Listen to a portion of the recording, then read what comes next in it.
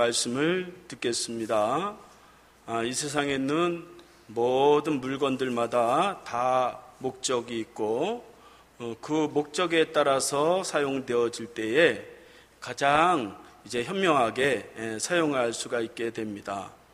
휴대폰은 휴대폰 전화 걸도록 그렇게 만들었으니까 전화 거는 그러한 목적으로 사용을 해야지 휴대폰을 가지고 망치로 사용하면 얼마나 어리석겠어요. 하나님이 만드신 모든 것에는 가장 적합한 그러한 목적이 다 있습니다.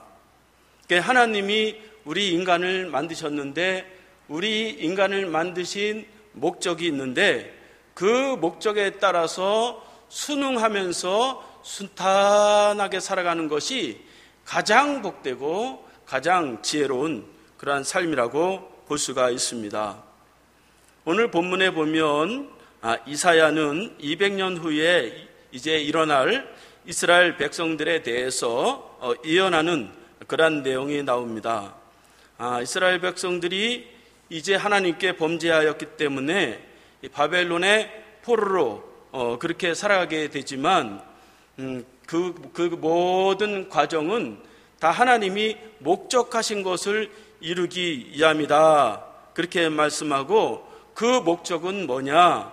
그 목적은 하나님을 찬송하게 하기 위해서 그런 모든 과정들이 다 있다고 하는 것입니다. 그래서 21절을 다 함께 읽어보겠습니다. 시작. 이 백성은 내가 나를 위하여 지었나니 나를 찬송하게 하려는 함이라. 고통당하는 이스라엘 백성들이 앞으로 이제 70년 동안의 고통의 식민지 생활을 하게 되는데 거기서 당장 닥친 현실과 어려움 속에서 절망하고 고통을 당하게 되면 아무것도 아니란 말이죠. 그런데 하나님이 그렇게 고통을 당하게 하는 그러한 목적이 있었는데 그 목적은 바로 나를 찬송하게 하기 위함이다. 그렇게 말씀하고 있습니다. 우리의 목적도 다르지 않습니다. 우리의 목적도 하나님이 우리를 하나님의 자녀로 삼으신 그 목적, 그것은 최우선 순위는 하나님을 찬송하는 것이 우리의 가장 큰 그러한 목적이라고 볼 수가 있습니다.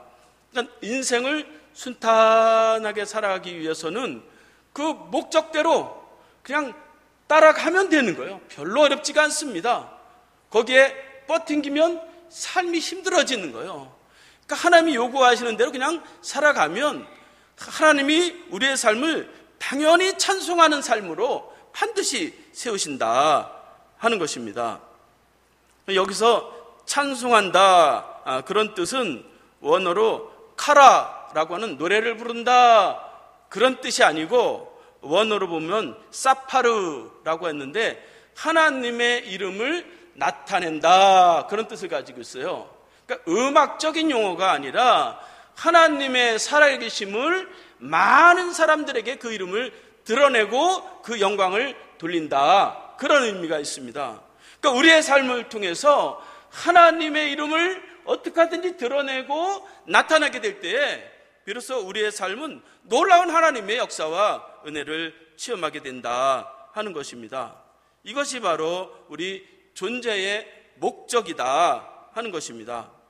우리가 하나님을 찬양해야 되는 이유를 오늘 말씀을 통해서 세 가지를 살펴보려고 합니다.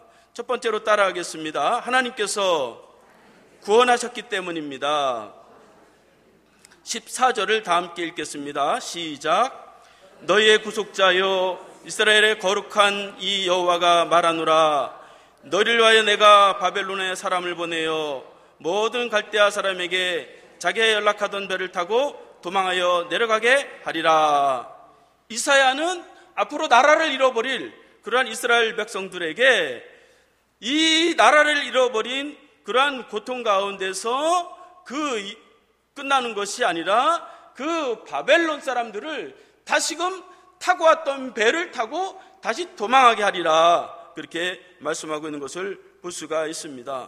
그러니까 하나님이 이스라엘 백성들을 바벨론의 식민지 생활의 고통을 주게 한 거 고통을 주게 하기 위함이 아니다 하는 것입니다. 그것은 다시금 이스라엘 땅을 회복시키시고 자기 백성을 통해서 찬송을 부르게 하기 위함이다, 그렇게 말씀하고 있습니다. 그러므로 나라가 절망했다고 해서 거기서 한탄하고 거기서 실망하며 살아가지 말고 하나님이 원하시는 것을 바라보면서 찬송하면서 살아가라고 하는 것입니다. 그래서 그 하나님은 너희의 구속자요, 그렇게 말씀하고 있습니다. 구속자라고 하는 것은 구원자다, 그런 뜻입니다. 그러니까 하나님은 이스라엘 백성들이 어려울 때마다 구원하신 그러한 분이시기 때문에 그 언제든지 찬송할 수 있다고 말씀하고 있는 것입니다. 그 하나님을, 이 이스라엘 백성들을 구원하신 그 하나님을 세 가지로 말씀을 하고 있는데, 그분은 거룩하시고 창조주이시고 왕이다, 그렇게 말씀하세요. 15절을 다 함께 읽겠습니다. 시작.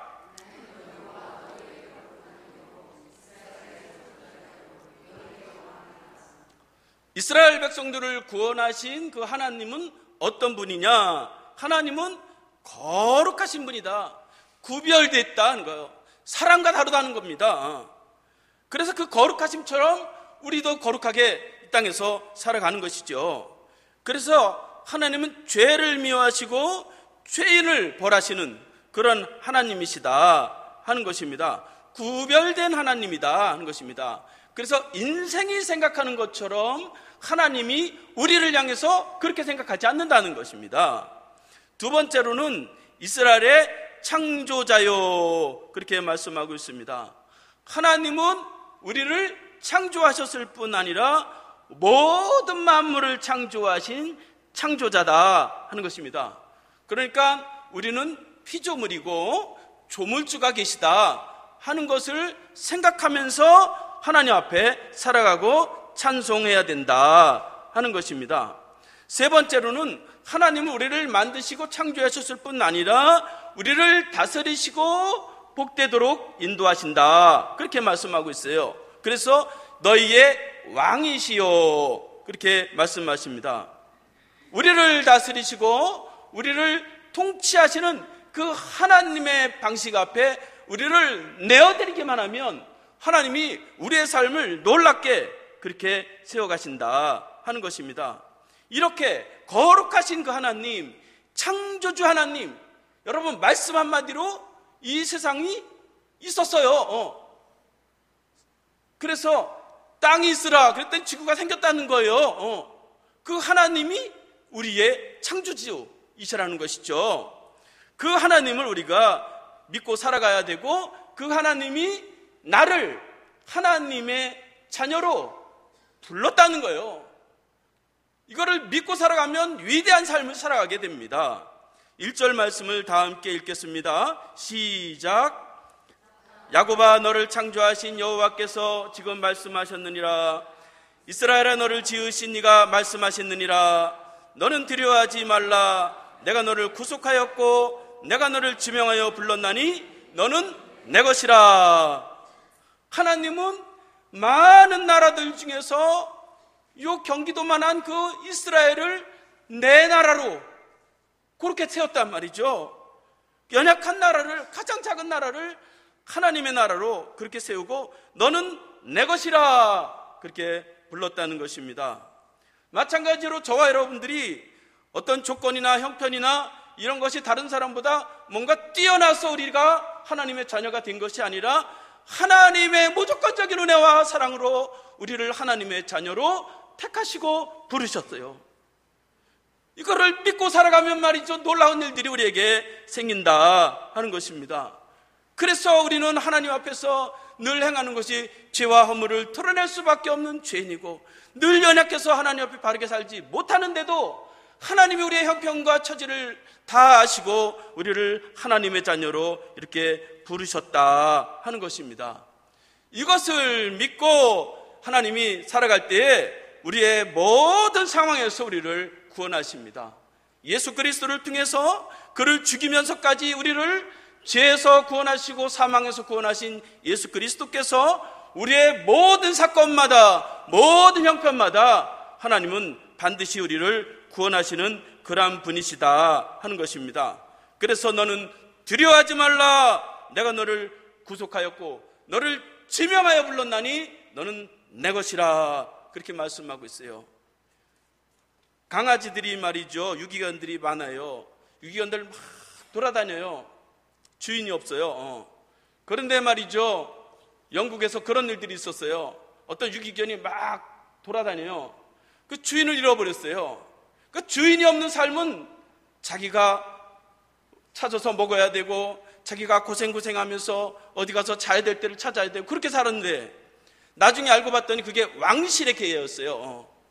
그러니까 여러분, 주인이 있는 강아지가 말이죠, 가만히 주인의 사랑을 받으면서 주인 앞에 꼬리만 치면 되는 거예요. 주인이 대단한 거 요구하나요, 강아지한테? 우리가 하나님이 말씀 한마디로 우리를 이제 세상을 창조하신 그 하나님이 우리의 삶의 조물주가 되시고 우리를 선택하시고 자녀를 삼으셨어요. 그러니까 하나님 우리에게 요구하시는 건 뭐냐? 그냥 강아지가 꼬리를 치듯이 그 하나님은 나의 주인이십니다. 하나님은 나를 영화롭게 하십니다. 하나님은 나를 세우십니다. 그런 고백의 찬양을 듣는 걸 원하시는 거예요. 하나님이 부족한 것이 뭐가 있겠어요? 하나님이 헌금을 많이 가지고 와라, 이거 다 인간이 그렇게 하는 거지. 하나님이 대단한 걸 요구하시는 것이 아니라 하나님은 우리의 입술을 통해서, 우리의 마음의 고백을 통해서 하나님의 이름을 높이고 찬송하기를 원하십니다. 그 외에 하나님이 우리에게 바라는 것은 아무것도 없어요. 무조건적인 사랑으로 우리를 지명하였는데 하나님이 우리에게 무엇을 요구하시겠습니까? 이렇게 우리가 우리의 입술을 가지고 하나님을 찬양하는 삶을 살기만 하면 어떤 상황 속에서도 구원을 받습니다. 물질에 또 걱정과 근심, 모든 질병에서 구원을 받을 줄로 믿습니다. 두 번째로 따라하겠습니다. 좋은 길을 열어주십니다. 16절 17절을 다 함께 읽겠습니다. 시작. 나 여호와가 이같이 말하노라. 바다 가운데 길을, 큰 물 가운데 지름길을 내고 병과 말과 군대의 용사들을 이끌어내어 그들이 일시에 엎드려져 일어나지 못하고 소멸하기를 꺼져가는 등불 같게 하였느니라.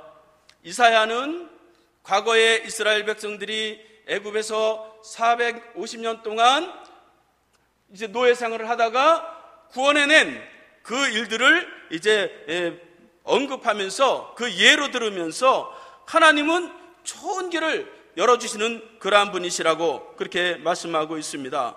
그래서 바다 가운데 길을 내신단 말이죠. 큰 물 가운데 지름길을 낸다는 것입니다. 이것이 없었던 일이 아니잖아요.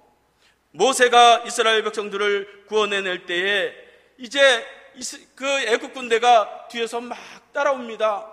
말과 병거와 모든 무게를 어마어마한 군대가 따라옵니다. 양옆에는 산맥이 쭉 있어요. 막 도망을 갑니다. 도망을 가는데 앞에 홍해가 탁 막혀 있어요. 앞에는 홍해가 있고 뒤에는 애국 군대가 있고 옆에는 산맥이 있어요. 250만 명 아이들까지 어디 갈 데가 없어요. 앞이 캄캄합니다. 어떻게 하겠어요? 그런데 하나님은 그 홍해를 갈라서 이스라엘 백성들을 구원하셨다 하는 것입니다. 그래서 이스라엘 백성들은 그 홍해를 가르자마자 하나님을 잠잠히 찬양하는 그러한 모습을 볼 수가 있습니다. 출애굽기 15장 1절 2절을 다 함께 읽어보겠습니다. 시작. 이때 모세와 이스라엘 자손이 이 노래로 여호와께 노래하니 일러스되 내가 여호와를 찬송하리니 그는 높고 영화로우시며 말과 그 탄자를 바다에 던지셨음이로다. 이스라엘 백성들을 건너갈 때에는 그 홍해가 갈라져서 마른 땅과 같이 자유롭게 건넜는데 애국 군대가 그 땅을 뒤따라와서 건널 때에는 물이 합쳐져서 그들이 등불과 같이 그렇게 쉽게 무너지게 한 것을 볼 수가 있어요. 이스라엘 백성들은 이렇게 사막에 강을 내고 광야에서 물이 나올 것을 믿고 살아갑니다. 오늘날 말이죠, 이제 자몽 그 열매에 대부분 많은 부분들을 이스라엘에서 개발이 돼요. 생산이 돼요. 어떻게 그 사막의 땅, 거기서 이 많은 자몽들이 이렇게 생산이 될까? 우리나라에 유통되는 자몽의 70%가 이스라엘 땅에서 이제 수입이 돼요. 그런데 말이죠, 그 사막에서 키부츠라고 하는 이 농사 짓는 그런 방식을 통해서 이들은 그 자몽을 이제 수확해내는데, 그들이 이렇게 농업 강국이 된 것은 거기에 지중해에서 있는 물을 고를 파가지고 강을 냈어요, 진짜. 그 사막 가운데 그 강을 내므로 인해서, 그 사막에서 농사를 짐으로 인해서 이 자몽 생산에 큰 강국이 된 것을 볼 수가 있어요. 그래서 그들이 그 일을 한 것은 바로 오늘 우리가 지금 읽은 이 말씀에 사막에 강을 내리라, 그 말씀을 가지고 그 일들을 실천해낸 것입니다. 그러니까 이스라엘은 안 되는 환경을 되는 길로 그렇게 만들어 가는 것입니다. 여러분, 우리의 삶 가운데 앞을 보아도 캄캄하고 뒤를 보아도 캄캄하고 옆을 보아도 캄캄하고 참 답답할 때가 많이 있잖아요.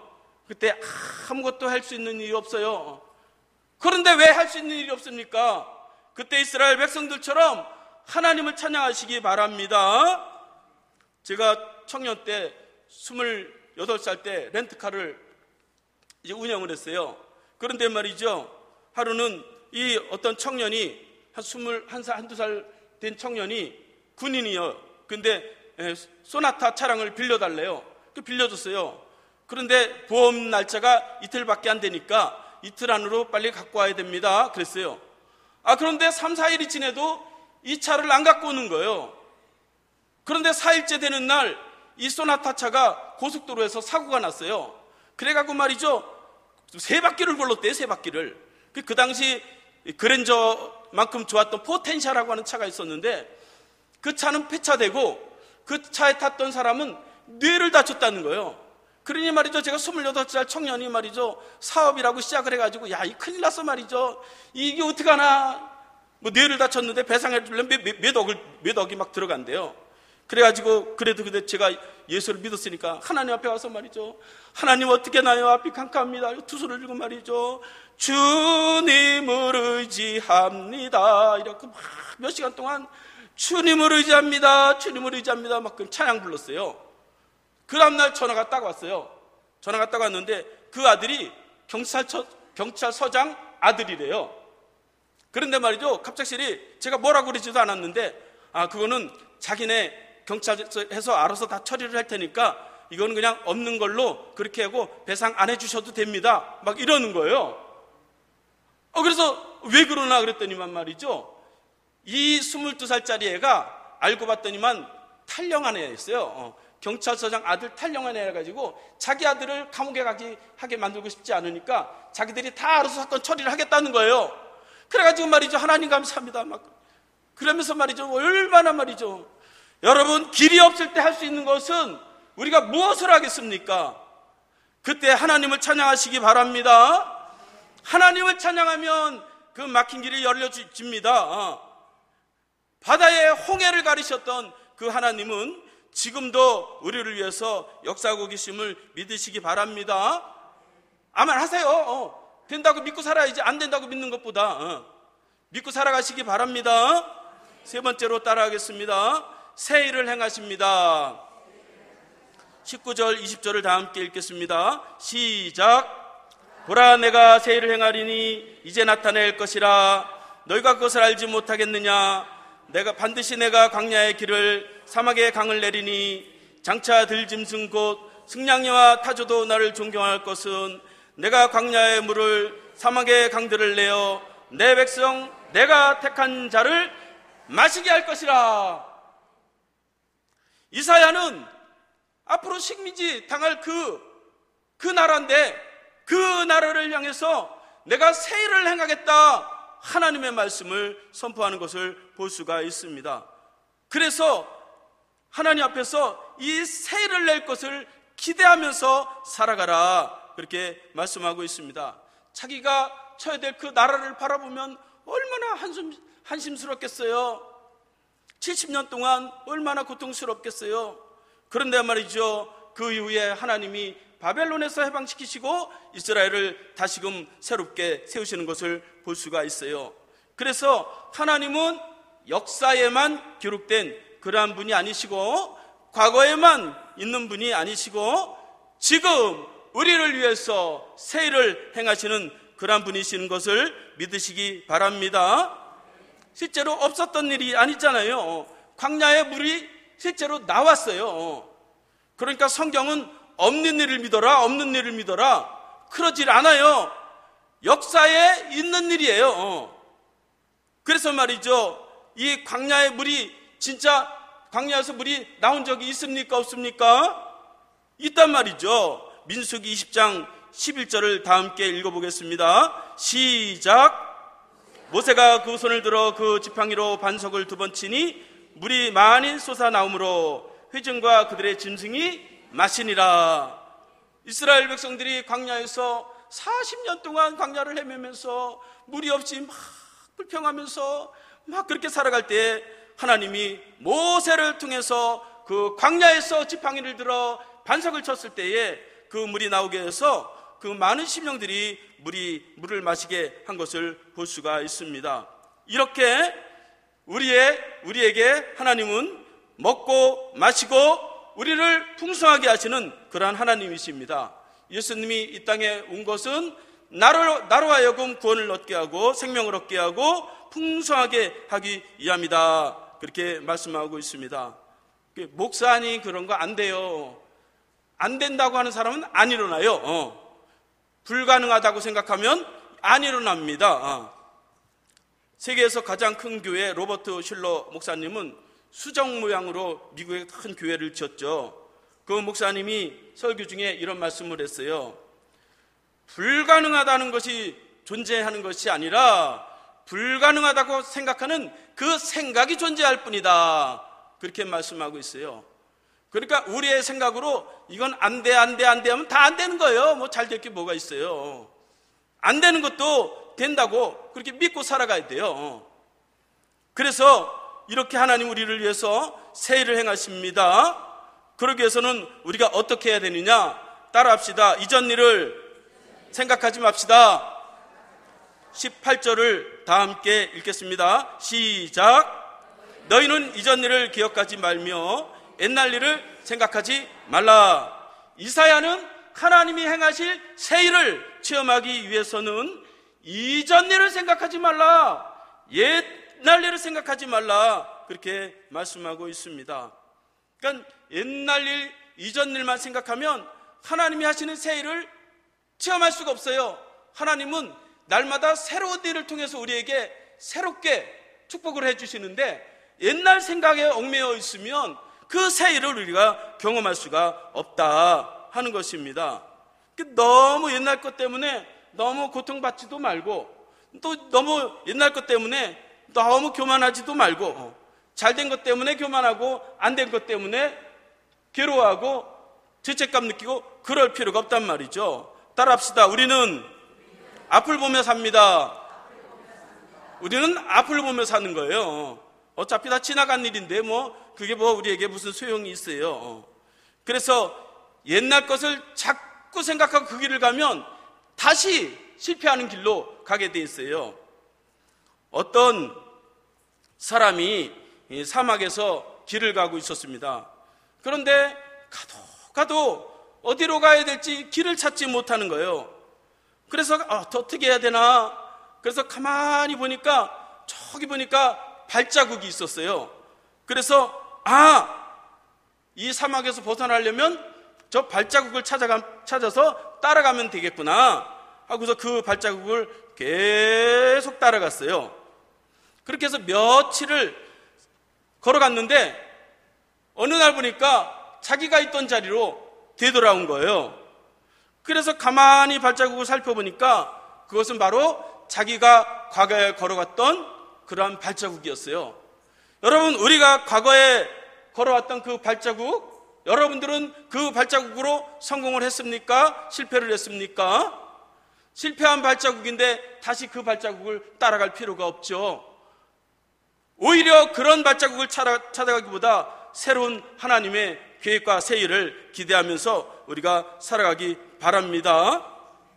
그래서 하나님께서 우리에게 행하시는 새 일이 있어요. 예수 믿는다는 거는 막 가끔씩은 막 깜짝깜짝 놀래야 되는 거예요. 어떻게 내가 이렇게 될 수가 있을까? 뭐 세상 사람들은 말이죠, 뭐 운이 좋아서, 재수가 좋아서 우연히 우리는 우연론을 믿지를 않아요. 다 하나님의 섭리 가운데 있습니다. 제가 청년 때 말이죠, 한국에서 유명한 목사님이 오셔서 이제 부흥했어요. 부흥했는데 청년 중에서 세 사람을 뽑는 거예요. 장로님 아들들, 권사님 아들들. 저는 부모님이 교회 안 다니니까 혼자 저 뒤에 그냥 앉아 있었죠. 그 세 사람을 딱 지명해서 나오라 하더니 여기서 안수 기도를 하면서 귀한 주의 종 목사님이 될지어다 막 기도해 주더라고요.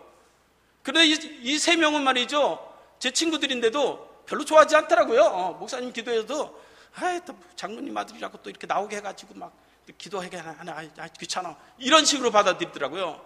제가 저 뒤에서 아멘 했어요. 그 세 사람 목사님 안 됐어요. 제가 됐어요. 하나님이 우리에게 새 일을 행하십니다. 여러분 아멘 하면서 가는 거예요. 여러분 여기 가장 젊은 우리 찬영이 하나님이 어떻게 하실지 몰라요. 대통령이 될지도 몰라요. 아멘 해. 아멘으로 우리 삶은 열어가는 겁니다. 모르는 겁니다. 그러니까 미국의 후보 대통령을 배출한 그 교회는 학생들 4명밖에 없는 교회였어요. 그런데 그 4명 중에 한 명은 대통령 되고, 한 명은 장관이 되고, 한 명은 여는 총재가 되고 그랬어요, 실제로.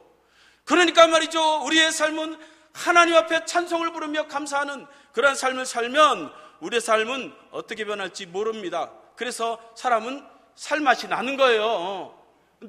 나는 요거밖에 안 돼. 그런 삶을 살아갈 수가 밖에 없어요. 하나님은 우리를 위해서 놀라운 일을 계획하시고 이를 만드시고 실천하신 분이십니다. 예레미야 33장 2절을 다 함께 읽겠습니다. 시작. 이를 행하시는 여호와, 그것을 만들며 성취하시는 여호와, 그의 이름을 여호와라는 이가 이같이 이르시도다. 하나님은 나를 위해서 일을 만드세요. 만드실 뿐 아니라 그 일을 성취하세요. 나의 형편과 처지와 상관없어요. 하나님을 찬양하고 감사하면서 그렇게 살아가면 하나님이 우리의 삶을 이렇게 세워가시는 그런 하나님이심을 믿으시기 바랍니다. 찬송을 부르세요. 찬송을 부르세요. 놀라운 일이 생깁니다. 찬송을 부르시기 바랍니다. 이제 말씀을 마치겠습니다. 오늘 말씀 21절 말씀을 읽고 말씀을 마치겠습니다. 시작. 이 백성은 내가 나를 위하여 지었나니 나를 찬송하게 하려 함이니라. 설교는 사람만 들어요. 기도는 하나님만 들어요. 찬송은 하나님도 듣고 사람도 들어요. 천국 가면 설교가 있을까요, 없을까요? 없어요. 천국 가면 기도가 있을까요, 없을까요? 없어요. 천국에는 천사들이 계속 찬양만 하는 곳이 바로 천국입니다. 그래서 그 천국과 같이 이 땅에서 기도가 다 포함되어 있고 설교가 다 포함되어 있어요. 찬송하면. 그래, 찬송은 설교의 소화제와 마찬가지예요. 제가 이름을 붙였어요. 찬송을 말이죠, 하나님 앞에서 막 불러보세요. 그러면 말이죠, 하나님 말씀이 막 생각이 나요. 또 찬송을 막 부르면 말이죠, 기도했던 것들이 말이죠, 막 확신 가운데 막 생겨요. 하나님의 위로가 막 우리에게 생기게 됩니다. 저와 여러분들이 이렇게 하나님 앞에서 찬송하는 삶을 살아가시기 바랍니다. 찬송으로 길을 열어가시고 하나님의 축복과 은혜를 충분히 누리는 삶이 될 수 있기를 바라겠습니다. 우리 다 함께 일어나서 찬송하고 기도하겠습니다.